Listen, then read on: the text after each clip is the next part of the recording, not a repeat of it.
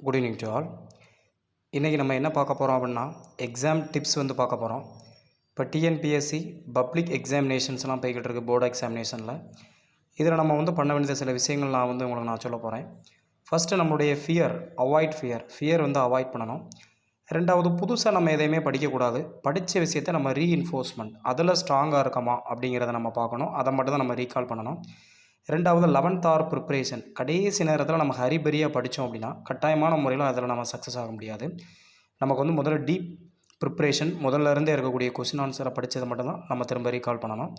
அடுத்து, நம்ம படித்தது கரெக்டாக இருக்கா அப்படின்னு சொல்லி சின்ன சின்ன ஸ்லிப் டெஸ்ட்டு நம்மளுடைய நெட்டில் நிறைய மாடல்ஸ் இருக்குது. ப்ளஸ் நம்மளே வந்து என்ன பண்ணலாம் அப்படின்னா புக் பேக்கில் இருக்கக்கூடிய கொஸ்டின்ஸை எழுதி பார்க்கலாம். இதெல்லாம் நம்ம பண்ணோம் அப்படின்னா எக்ஸாமினேஷனில் கட்டாயமான முறையில் நம்ம வந்து சக்ஸஸ் ஆக முடியும்.